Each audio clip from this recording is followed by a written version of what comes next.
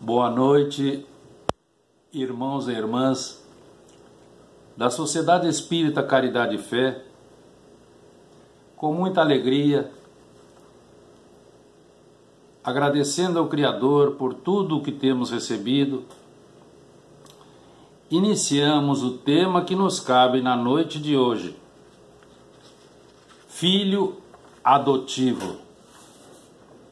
No Evangelho segundo o Espiritismo, lá no capítulo 13, que tem o título Não saiba a vossa mão esquerda o que dê a vossa mão direita, significando fazer o bem, vai falar da caridade, da bondade.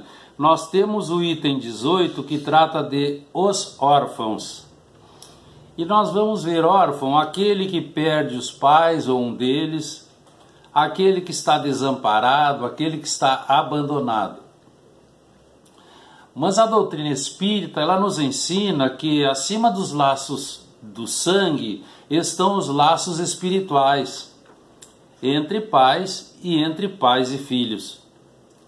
Quem ampara ao órfão, compreende e pratica a lei de Deus: amai-vos uns aos outros.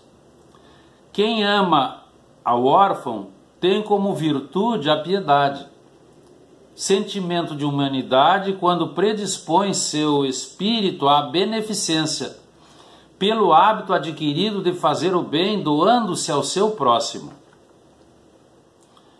Os filhos são programados na esfera extrafísica da vida, tendo em vista os créditos e também os débitos dos envolvidos, oriundos de reencarnações passadas.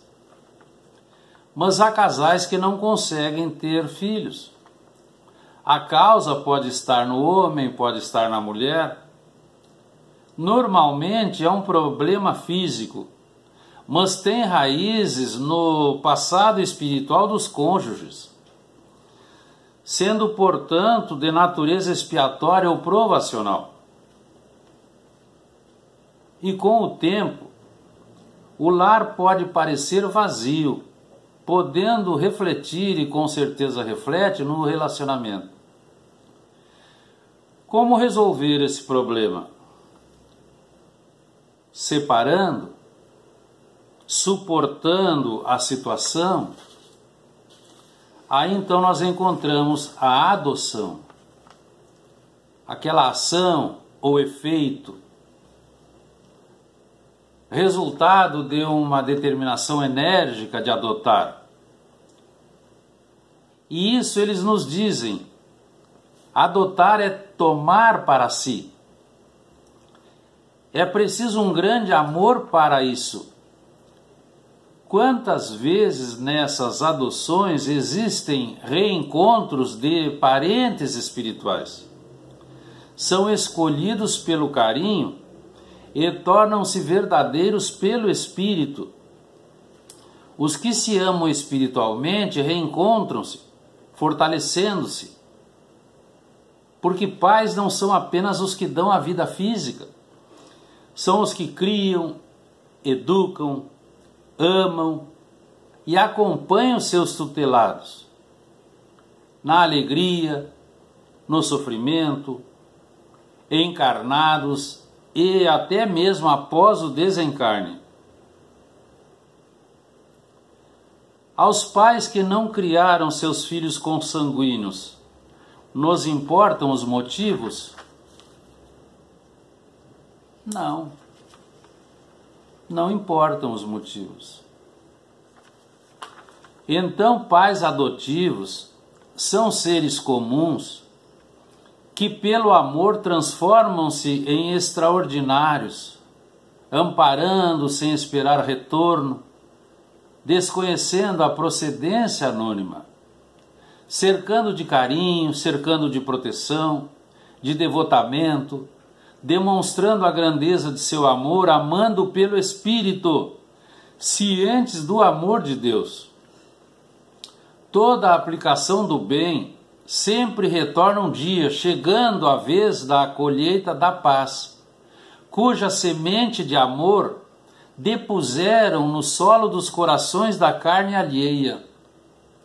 que aceitaram como sua oportunidade de redenção. Com Jesus aprendemos que o amor deve enfrentar todas as dificuldades, robustecendo-nos a fé e servindo com as mãos da caridade.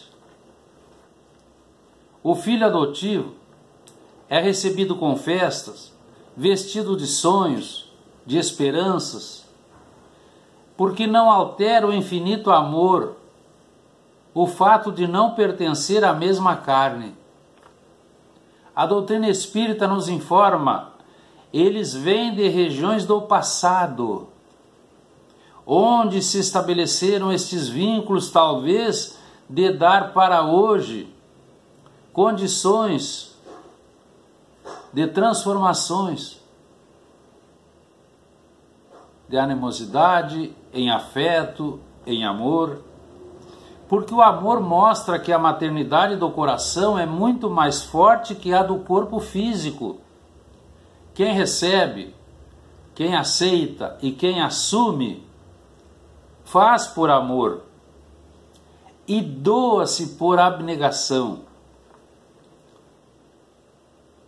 Quando nós encontramos lá no início que aqueles que estão desamparados são órfãos, então, de certa maneira, todos somos filhos adotivos uns dos outros, pelo corpo ou fora dele. Porque a única paternidade verdadeira é a que vem de Deus, que nos criou por amor para a perfeição na eternidade. Então, num gesto calmo, num gesto refletido, ouvindo a voz do coração, o casal adota uma criança como filho de sua amorosa ternura para encher de luzes o seu lar. Normalmente, a criança recebida hoje, escolhida pela ternura de suas almas de outra maternidade, é quase sempre o retorno de um filho que não aceitaram em reencarnações anteriores, quando veio pelos seus braços, e que agora retorna ao seu lar por vias indiretas, para resgatar dívidas de amor junto ao casal, e assim finalmente todos aprenderem a se merecer. Divaldo Franco, esse notável tribuno, ele nos fala, pré-determinação do plano espiritual para que seja acolhida naquele lar aquela criança. Observemos essa informação, é importantíssima. No livro Ação e Reação, de André Luiz por Chico, lá no capítulo 16, nós vamos encontrar, no início do século, um fazendeiro, Gaspar, que teve um filho, Martim, com uma escrava. Depois o fazendeiro casou com Maria Emília, e mais tarde sua esposa teve um romance com um enteado, com o Martim. Cego pela paixão, o filho mandou matar o pai, o que foi feito por 2 homens de sua confiança. E à época da feitura do livro, na década de 40, nós temos hoje a informação. Naquela época, Adelino Correia, Martim, lembram? Por não ter respeitado o lar de seu pai, foi abandonado pela esposa. Causa e efeito. Tem como filha legítima a madrasta, Maria Emília, lembramos? Recolheu como filhos adotivos os 2 homens assassinos do seu pai. Finalmente, recolheu como mais um adotivo o seu pai. Gaspar, aquele fazendeiro do início do século, da reencarnação anterior. E então o fazendeiro, enjeitado pelo coração materno que ainda não mereceu, vem ao encontro do filho hoje regenerado, que antigamente o desprezou e desrespeitou. E nós vamos encontrando então a lei do amor transformando-se em justiça, dando a cada um daqueles do exemplo o que eles mereciam por direito, para que se fizesse a vera caridade. Então são felizes e são abençoados os pais da carne alheia, em adoção emocional, por responsabilidade espiritual, desenvolvendo ao amparo de seus braços outros braços vencidos talvez pelas tempestades morais. Devem educá-lo com carinho, dando-lhe o necessário para que ele desenvolva um melhor caráter, sem querer poupá-lo de lutas e trabalhos, de deveres e obrigações, porque são vidas amparando vidas e almas sustentando almas, no dizer do poeta. Então Deus lhes permite criar esta semente, aparentemente jogada fora, sabendo que tarefa aceita é responsabilidade mantida, segundo o nosso amigo espiritual Emmanuel. Também é dele compromisso assumido e oportunidade abençoada. Mas negligência no dever é problema a enfrentar mais tarde. Então esse mesmo amigo espiritual nos socorre nos dizendo: nós devemos recolher a criança que chora, a ausência do pai ou a falta do colo da mãe. A dor dos que andam sem rumo é um grito de aflição. Não podemos abandonar a orfandade moral, os corações infantis que Deus nos confia. Não devemos nos achar excluídos do dever de assistir a todos aqueles que aparecem em nosso caminho. Todos aguardam o carinho, a solidariedade e o amor. Então é preciso, é necessário, é indispensável orientá-los, guiá-los, principalmente pelo exemplo. Porque o mundo de hoje é o retrato das qualidades e defeitos da humanidade. A terra de amanhã será o reflexo melhorado de todos nós. Então devemos fazer alguma coisa diante do sofrimento de milhares de pequeninos. Então comecemos diante daqueles que o Mestre coloca à nossa porta. Quantas vezes batem à nossa porta solicitando algo e nós nos escusamos? Recordemos que os meninos de hoje serão os senhores do lar. Lar este que nos acolherá no futuro, como filhos. E neles nós vamos encontrar a colheita do que nós houvermos semeado. Porque é da lei, lei divina, receber o bem ou o mal, receber o descaso ou a vigilância, receber o trabalho ou a preguiça, a sombra ou a luz.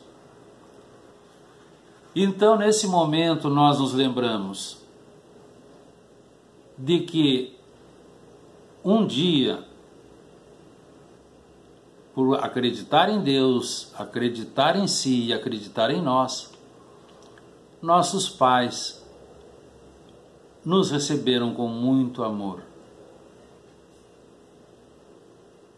E nós hoje deveremos fazer o mesmo, tanto com os nossos filhos do sangue, quanto com os filhos que se aproximam e que se instalam perto de nós, pedindo um abraço, um sorriso, um passar a mão na cabeça. É nosso dever moral fazer esse trabalho, porque ao fim e ao cabo nós estaremos sendo os maiores beneficiados, porque estaremos quitando dívidas de antanho e estaremos acalmando os nossos sentimentos, estaremos em paz, seguindo para o amanhã, levando conosco o nosso irmão.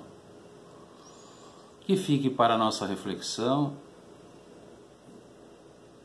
Continuemos na paz do Sublime Galileu. Boa noite, muito obrigado.